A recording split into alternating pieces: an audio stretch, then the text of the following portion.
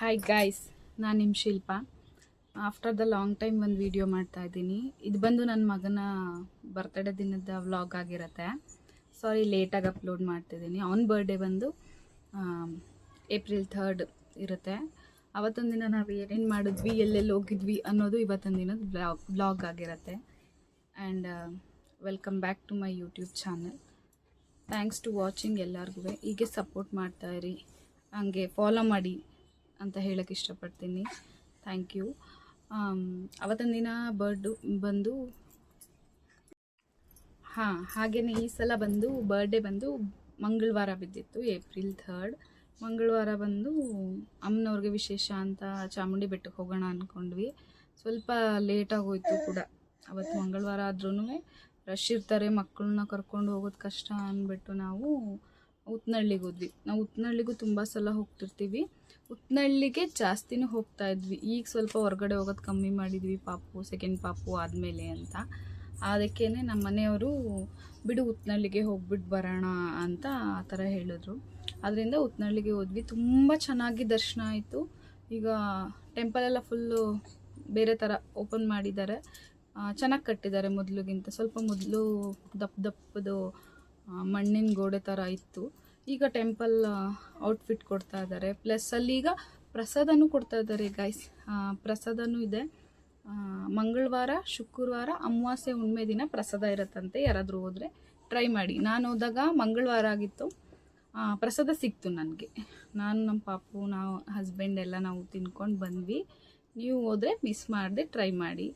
ಅದಾದಮೇಲೆ ಅಲ್ಲಿ ಅಪ್ಪಗೊಂದು cake cut ಮಾಡಿಸ್ಕೊಂಡು, ಟೆಂಪಲಲ್ಲಿ ಯಾವುದು ಫೋಟೋಸ್ಗಳು ತೊಗೊಳೋಕ್ಕಾಗಲಿಲ್ಲ, ಹೆವಿ ಬಿಸಿಲಿತ್ತಲ್ಲ. ಮಕ್ಕಳನ್ನ ಕರ್ಕೊಂಡು ಕಾಲಿಡೋಕ್ಕೂ ಓಡಾಡೋಕ್ಕೂ ತುಂಬ ಕಷ್ಟ ಆಗ್ತಿತ್ತು. ಅದರಿಂದ ಫೋಟೋಸ್ಗಳೆಲ್ಲ ತುಂಬ ಕಡಿಮೆ ತೊಗೊಂಡಿದ್ದೀನಿ.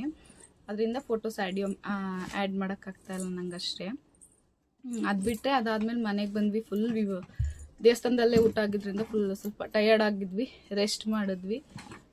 ಸಂಜೆ ಆಫ್ಟರ್ ದಟ್ ಕೇಕ್ ಕಟ್ ಮಾಡಿ ಸಿಂಪಲಾಗಿ ಅವತ್ತೊಂದು ದಿನ ಮನೆಯವರೇ ಫುಲ್ಲು ಮುಗಿಸಿದ್ವಿ. ಅವತ್ತೊಂದು ದಿನ ಬಂದು ಅದು ಬಿಟ್ಟರೆ ಇನ್ನು ನೆಕ್ಸ್ಟ್ ಬಂದು ಹಾಗೆ ನಾನು ಮೊದಲೇ ಹೇಳ್ದಾಗೆ ನಮ್ಮ ಫ್ಯಾಮಿಲಿಲಿ ಯಾವುದೇ ಫಂಕ್ಷನ್, ಒಕೇಶನ್ ಏನೇ ಆದರೂ ನಾವು ಮಾಡೋದೇ ಸಂಡೇ. ಯಾಕಂದರೆ ಸಂಡೇ ನನ್ನ ಬ್ರದರ್ಸ್ಗೆಲ್ಲ ಹಾಲಿಡೇಸ್ ಇರುತ್ತೆ.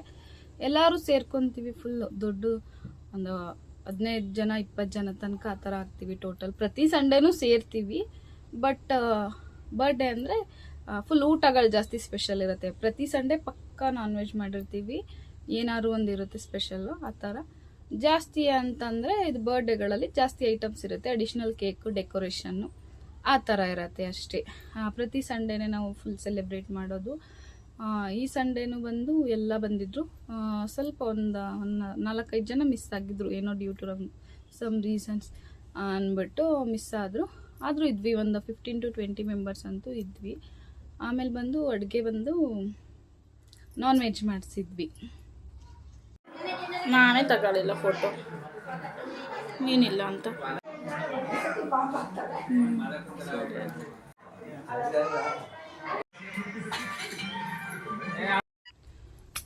ಈಗ ನೀವು ನೋಡಿದ್ರಲ್ಲ, ಹಾಗೆ ಅದು ಚಿಕನ್ದು ಕರಿ ಅದು ಎಲ್ಲ ನನ್ನ ಬ್ರದರ್ ಮಾಡಿದ್ದು. ಅವರು ಕುಕ್ಕಿಂಗಲ್ಲಿ ಚೆನ್ನಾಗಿ ಮಾಡ್ತಾರೆ. ಅವ್ರದ್ದು ಪಾರ್ಟಿ ಫಂಕ್ಷನ್ಸ್ಗೆಲ್ಲ ಅವ್ರು ಅಟೆಂಡ್ ಮಾಡಿಕೊಡ್ತಾರೆ. ಆ ಥರನೇ ಮಾಡಿದ್ದು. ನನ್ನ ಕಸಿನ್ ಬ್ರದರ್ ಮಾಡ್ತಾರೆ. ಅವರು ಮಾಡಿದರು, ತುಂಬ ಚೆನ್ನಾಗಿ ಬಂದಿತ್ತು ಅಡುಗೆ. ಬಟ್ ಅವತ್ತು ನಾನು ತಿನ್ನೋಕ್ಕಾಗಲಿಲ್ಲ. ಯಾಕಂದರೆ ಫಸ್ಟ್ ಒಂದ್ಸಲ ಅವ್ರದ್ದು ಊರ ಹಬ್ಬಕ್ಕೆ ಕರೆದಾಗ ನಾನು ಅವ್ರ ಮನೇಲಿ ಟೇಸ್ಟ್ ನೋಡಿದ್ದೆ. ಅದರಿಂದ ನೀವೇ ಮಾಡಿಕೊಡ್ಬೇಕು ಅಂತ ನಾನು ಕೇಳಿದ್ದಿದ್ದು ಅವ್ರನ್ನ. ಈಗ ಅವ್ನ ಬರ್ಡೇ ಆಗಿದ್ದು ಮಂಗಳವಾರ. ಅದಾದಮೇಲೆ ನೆಕ್ಸ್ಟ್ ಸಂಡೇ ನಾನು ಮಾಡಿದೆ ಫಂಕ್ಷನ್ನು. ಅವತ್ತಿನ ದಿನ ನನಗೆ ಚೌತಿ ಬಿದ್ದಿತ್ತು. ನಾನು ಚೌತಿ ದಿನ ನಾನ್ ವೆಜ್ ತಿನ್ನಲ್ಲ, ಅದರಿಂದ ನಂಗೆ ಟೇಸ್ಟ್ ನೋಡೋಕ್ಕಾಗಲಿಲ್ಲ ಅಷ್ಟೇ. ಅದು ಬಿಟ್ಟರೆ ಊಟ ಎಲ್ಲ ಚೆನ್ನಾಗಿತ್ತು ಅಂತ ಎಲ್ಲ ತುಂಬ ಇಷ್ಟಪಟ್ಟರು. ಇದು ಪಾಯಸ ಕುಡಿದೆ, ಪಾಯಸ ಟೇಸ್ಟ್ ಮಾಡಿದೆ. ಅದೇ ಗೀ ರೈಸ್ಗೆ ನಾವು ಮೊಸರು ಬಜ್ಜಿ, ನಾವು ಒಂದು 4 ಜನ ನಾನ್ ವೆಜ್ ತಿಂದೇ ಇರೋರಿದ್ವಿ. ಅವರು ಗೀ ರೈಸ್ಗೆ ಮೊಸರು ಬಜ್ಜಿ ಮಾಡ್ಕೊಂಡು ಪಾಯಸ ಜೊತೆ ಆ ಥರ ತಿಂದ್ವಿ. ಅದಾದಮೇಲೆ ಆಫ್ಟರ್ ದಟ್ ಈಗ ವೀಡಿಯೋಸ್ ಆ್ಯಡ್ ಮಾಡ್ತೀನಿ ನಮ್ಮ ಪಾಪು ಬರ್ಡೇದು, ನೋಡ್ಕೊಬನ್ನಿ. ಇದು ಬಂದು ಬರ್ಡೇ ದಿನದ ಕೇಕ್ ಆಗಿರುತ್ತೆ. ಬರ್ಡೇ ದಿನ ಕಟ್ ಮಾಡಿಸಿದ್ವಿ. ಮತ್ತು ಇದು ಬಂದು ನಾರ್ಮಲ್ ಸಂಡೇ ಕಟ್ ಮಾಡಿಸಿದ ಕೇಕ್ ಆಗಿರುತ್ತೆ. ಸೀರೆ ಕಾರುತ್ತೆ.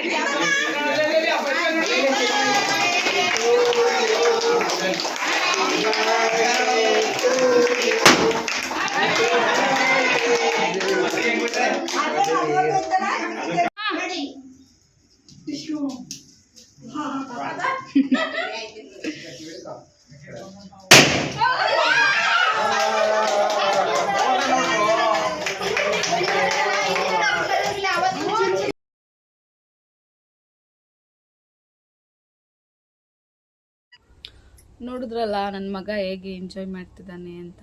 ಎಲ್ಲರೂ ಸೇರ್ಕೊಂಡಿದ್ವಿ, ಫುಲ್ ಖುಷಿ, ಫುಲ್ ಹ್ಯಾಪಿ.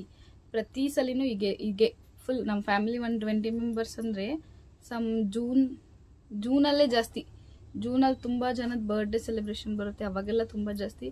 ಮಂತ್ಲಿ ಒಬ್ರದಾರು ಬಂದಿರುತ್ತೆ, ಒಬ್ರದಾರು ಬರ್ಡೇ ಪಾರ್ಟಿ ಥರ ನಾವು ಮಾಡೇ ಇರ್ತೀವಿ. ಯಾವುದು ಒಂದು ಈಗ ಜುಲೈಯಲ್ಲಿ ನಮ್ಮ ಅಣ್ಣನ ಪಾಪುನು ಈ ಸಲಿಯಿಂದ ಜಾಯ್ನ್ ಆಗಿದ್ದಾಳೆ. ಸೆಪ್ಟೆಂಬರ್ ಒಂದು ಮಂತ್ ಮಾತ್ರ ನಮ್ಮ ಫ್ಯಾಮಿಲಿ ಆಲ್ಮೋಸ್ಟ್ ಯಾರ್ದು ಬರ್ಡೇ ಇಲ್ಲ ಅನ್ನೋದು ಬಿಟ್ಟರೆ ಇನ್ನು ಪ್ರತಿ ಮಂತಲ್ಲಿ ಒಬ್ರದ್ದು ಬರ್ಡೇ, ಆ್ಯನಿವರ್ಸರಿ, ಎನಿಥಿಂಗ್ ಇದ್ದೇ ಇರುತ್ತೆ. ಇದೇ ಥರ ನಾವು ಸೆಲೆಬ್ರೇಟ್ ಮಾಡೋದು ಅಂತ ಹೇಳ್ಬೋದು. ಇದೇ ಥರ ನಾವು ಯಾವಾಗಲೂ ಜಾಯಿಂಟ್ ಫ್ಯಾಮಿಲಿಲಿ ಇರ್ತೀವಿ. ಹಂಗಂತ ಯಾವಾಗಲೂ ಹೀಗೆ ಇರ್ತೀರಾ? ಎಸ್, ನಾವು ಯಾವಾಗಲೂ ಹೀಗೆ ಇರ್ತೀವಿ.